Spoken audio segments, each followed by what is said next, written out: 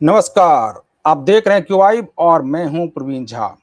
आज बात एक ऐसी खबर की जिसको सुनकर कम से कम दुश्मन के कान जरूर खड़े हो जाएंगे, क्योंकि जो स्वीडन की एक अंतर्राष्ट्रीय स्वतंत्र एजेंसी जो है थिंक टैंक सिप्री, जिसको कहा जाता है कि Stockholm International Peace Research Institute, इसकी एक रिपोर्ट आई है और उस रिपोर्ट में कुछ खुलासे किए गए हैं। कहा यह जा रहा है कि भारत ने पहली बार जो है वो 12 परमाणु हथियार तैनात कर दिए हैं। अब ये 12 परमाणु हथियार तैनात कहां कर दिए हैं? तो कुछ लोग, कुछ पत्रकार ये दावा कर रहे हैं कि ये जो है ये सबमरीन पर फिट किया गया है। आखिर क्या है इसके मायने, और क्यों जब ये कहा जा रहा है कि अभी कम से कम भारत में या भारत के आसपास शांति की स्थिति है, ऐसे में भारत ने ये कदम क्यों उठाया है? आज इसी मुद्दे पर बातचीत करेंगे और इस बातचीत में हमारे साथ जुड़ रहे हैं वरिष्ठ पत्रकार संजीव प्रियदर्शी। संजीव जी, आपसे जानना चाहेंगे कि ये जो आज रिपोर्ट आई आई है, सिप्री की रिपोर्ट आज के, यानी कि इस रिपोर्ट के बारे में आपकी पहली प्रतिक्रिया क्या होगी, और भारत ने ऐसा अगर किया है तो क्यों किया है? नमस्कार प्रवीण जी, आपके दर्शकों को भी मेरा नमस्कार। जी। देखिए, पिछले 3 साल में 26 परमाणु बम भारत ने बनाए बिल्कुल। और पहली बार, क्योंकि देखिए सिपरी की रिपोर्ट सबसे ऑथेंटिक रिपोर्ट मानी जाती है। निश्चित रूप से भारत सरकार की रिपोर्ट नहीं है, लेकिन पूरी दुनिया में सिपरी के रिपोर्ट को हथियारों के मामले में सबसे विश्वसनीय माना जाता है। यानी पहली बार भारत ने नंबर ऑफ एटॉमिक बम के मामले में, यानी परमाणु बम की संख्या के मामले में पाकिस्तान को पहली बार पीछे छोड़ा। 190 संख्या हो गई है भारत के पास। हाँ। दूसरी बात देखिए क्या है कि आप देखेंगे डोवाल की जो डॉक्ट्रिन है या मोदी जी की डॉक्ट्रिन है, वो डिफेंसिव ऑफेंस की है। और मानना ही डिफेंस जो है वही सबसे, यानी ऑफेंस जो है वो सबसे बेहतर डिफेंस, यानी आक्रामकता जो है सबसे बेहतर सुरक्षा है। बिल्कुल। पहली बात यह है कि इसका फैसला इसलिए लिया गया क्योंकि चाइना ने ready to hit nuclear bomb तैयार रखे और वो तिब्बत के आसपास उन्होंने तैयार रखा और इसकी संख्या 25 प्लस बताई जाती है। बिल्कुल। दूसरा इसका कारण यह है,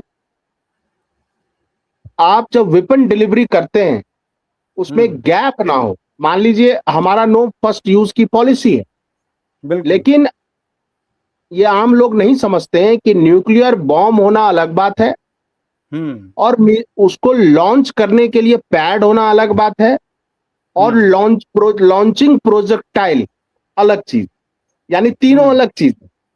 और रखा भी जाता है अलग अलग ही, बम को अलग रखा जाता है और उसको जो वारहेड जिसको कहते हैं और मिसाइल एक अलग है, और दोनों को जब एक साथ लाएंगे तभी फिर उसके जगह से वहां पर से उसको फायर किया जा सकता है, लॉन्च किया जा सकता है। हाँ, तो ये तीनों अलग अलग चीजें हैं। तो एक तो मान लीजिए, मैं बिल्कुल साधारण भाषा में, आम बोलचाल की भाषा में बताने की कोशिश करता हूं कि आपके पास परमाणु बम है, आप पर किसी ने अटैक कर दिया, आप अगले ही क्षण तब आप अटैक कर पाओगे, यानी वार का पलटवार कर पाओगे जब आपके पास रेडी टू हिट परमाणु बम हो। यानी परमाणु बम मिसाइल में असेंबल होके रहना और वो ट्राइडेंट, न्यूक्लियर ट्राइडेंट जिसको कहते हैं, कि वो जमीन के भीतर उसका बेस होता है अटैक के लिए, या समुद्र के भीतर हम पनडुब्बी से अटैक करते हैं, या हम फाइटर विमान से अटैक करते हैं। जैसे सुखोई 30 से आप परमाणु बम डिलीवर नहीं कर सकते हो, परमाणु बम युक्त मिसाइल वो आप राफेल से कर सकते हो। इसलिए राफेल को वरीयता दी गई कि राफेल से हम बीजिंग तक अटैक कर सकते हैं। तो ये तीनों अलग अलग चीजें हैं। तो भारत को, और खास करके जो नेशनल सिक्योरिटी पर जो पूरी कमेटी है, उनको ये लगा कि अगर चाइना ने ready to hit nuclear bomb रखे हैं यानी अब मिसाइल में बिल्कुल अटैच करके रखा है कि वो 1 मिनट में वो आप पर हमला कर सकता है। पाकिस्तान के पास टैक्टिकल न्यूक्लियर वेपन, ज्यादा टैक्टिकल मतलब छोटे हथियार, छोटे बम, जिसको वो युद्ध के मैदान में इस्तेमाल कर सकता है। यानी अगर आपने 50,000 सैनिक और टैंक लेके आप घुसे उनके इलाके में, तो वो टैक्टिकल वॉरहेड का इस्तेमाल करेंगे, क्योंकि उनका इलाका बहुत कम है। बयान भी, संजीव जी, उसका एक बयान भी वायरल हुआ था, खास करके पाकिस्तान के मंत्री का, कि उनके पास पौ राशिद भर का, के, हाँ, पौ राशिद भर के शेख, परमाणु बम है। शेख राशिद, जो लाल हवेली वाला शेख राशिद है, खैर उसने राजनीति से संन्यास ले लिया है डर के मारे। पाव पाव के बम है, मतलब उसकी डॉक्ट्रिन अलग है पाकिस्तान की। तो भारत की डॉक्ट्रिन ये है कि किसी भी हालत में अगर हम पर हमला होता है, तुरंत जवाब देने की क्षमता हमारी होनी चाहिए। दूसरी बात क्या है कि हमने अपनी पॉलिसी को शिफ्ट किया है इस रूप में कि जिस तरह से आप देखेंगे पाकिस्तान और चीन मिलकर ऑपरेट कर रहे हैं। ऑपरेशन सिंदूर के दौरान हमने देखा कि कैसे पूरा सैटेलाइट लोकेशन सैटेलाइट से उसको मिलता रहा, उस सब चाइना ने मदद किया पाकिस्तान को। दूसरी बात है, 6 सैटेलाइट ऑर्बिट में चाइना ने लॉन्च किया पाकिस्तान के लिए ऑपरेशन सिंदूर के बाद। आप सोचिए, ताकि तो इतना हैंड इन ग्लोब पाकिस्तान और चाइना है। और यहां तक कि जो पाकिस्तान के पास देखिए, जो एक बाइक नहीं बना सका, जो पाकिस्तान में एक कार नहीं बन सकी, उसे न्यूक्लियर बम कैसे बना लिया? वो न्यूक्लियर बम तो उत्तर कोरिया और चाइना के सहयोग से बनाया पाकिस्तान। बिल्कुल। और कहा तो ये जाता है कि वो बम लाके उसको दे दिया गया कि तुम टेस्ट कर लो, जो क्वेटा में उसने टेस्ट किया। तो चाइना और पाकिस्तान को हम न्यूक्लियर पॉलिसी के मामले में अलग करके नहीं देखते हैं। हम मान के चलते हैं ये दोनों हैंड इन ग्लोव हैं, और इस जगह भारत को रेडी टू अटैक होना चाहिए, एग्रेसिव पोस्चर में होना चाहिए। और इसके पीछे आप देखिए, ऑपरेशन सिंदूर से पहले आप देखिए गलवान को हम वो करते हैं, डोकलाम से लेके गलवान। आप कहिए डोकलाम जो भूटान में ट्राई जंक्शन था, और वहां से यानी पूरा हिमालय में जो ऑफेंसिवनेस थी चाइना की, उसको भी जवाब देना था, उसको भी जवाब देना था। और जो अग्नि 6 का हमने ट्रायल किया है, हम ये दिखा रहे हैं चाइना को कि हम कहीं से भी, भारत के किसी भी कोने से चीन के किसी भी बड़े शहर को हम मार सकते हैं, और परमाणु बम से हम अटैक करते हैं। तो शांति तभी आती है जब दुश्मनों को भी, जब वो दुश्मनी निभाएं, तब उनको ये खतरा रहे कि कि हमें खत्म करने के चक्कर में वो भी खत्म हो जाए। अब इसीलिए देखिए, थोड़ा सा आपको रोकेंगे, एक बार हम अपने दर्शकों को ये बता दें कि किस किस देश ने कितने परमाणु हथियार तैनात करके रखे हैं। ये बीबीसी की रिपोर्ट है, और बीबीसी ने ये कहा है, अपनी वेबसाइट पर लिखा है कि रूस जो है सबसे ज्यादा 1796 परमाणु हथियार तैनात किए हुए हैं, अमेरिका 1770, फ्रांस जो है 280, ब्रिटेन 120, चीन 34, भारत ने अभी अभी 12 तैनात किए हैं। इसके अलावा पाकिस्तान 0, उत्तर कोरिया 0 और इजराइल 0, कुल 4012 परमाणु हथियार रेडी टू फायर है, यानी कि उनको कभी भी लॉन्च किया जा सकता है अगर वैसी कोई विषम परिस्थिति आती है तो। क्या आपको लगता है संजीव जी कि भारत ने ये, अगर ये कदम उठा लिया है तो सही है? क्योंकि अगर बाकी देश इसी प्रकार से अपनी सुरक्षा के लिए ये कदम उठा सकता है, तो भारत क्यों ना उठाए? बिल्कुल, देखिए भारत ने सही कदम उठाया है। जो रसिया की पॉलिसी है, वो दुनिया में सबसे अनोखी पॉलिसी है, न्यूक्लियर पॉलिसी जो है उनकी ये है कि अगर रूस पर एक भी परमाणु बम मारा गया तो वो किल बटन दबाएगा, और उसके बाद पूरी पृथ्वी पर कोई ऐसा देश नहीं होगा जिस पर परमाणु बम नहीं गिरेगा। इससे मतलब नहीं है कि किस देश ने रूस पे हमला किया, क्योंकि रूस का मानना है कि अगर रूस अगर नहीं है धरती पर, तो दुनिया के किसी भी देश को जीने का हक नहीं है। रूस की ये पॉलिसी है।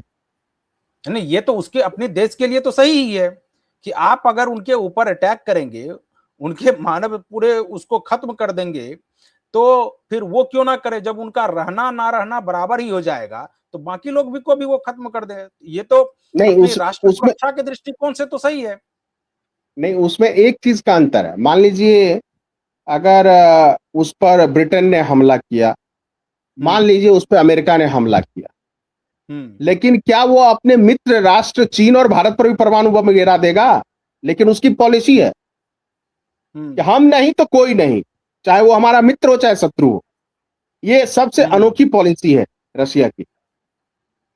वो ऐसा नहीं हुँ, कि वो कह रहा है कि अमेरिका हमला करेगा तभी अमेरिका पर ही हमला करेंगे, ऐसा नहीं कहता। वो कहता है कि अगर हम पर तुम एक भी परमाणु बम मारेगा कोई भी देश, तो हम हर हुँ, देश पर परमाणु बम मार।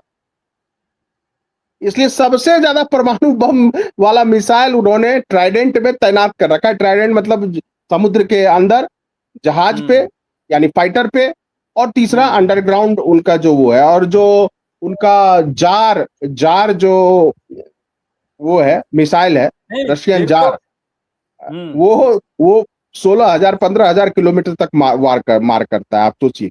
जबकि हुँ, अगर वो चाह ले तो अलास्का के जरिए रूस और अमेरिका पड़ोसी हैं, लेकिन हुँ, उसने 16,000 किलोमीटर तक भी हमला करने वाला मिसाइल बना के रखा है।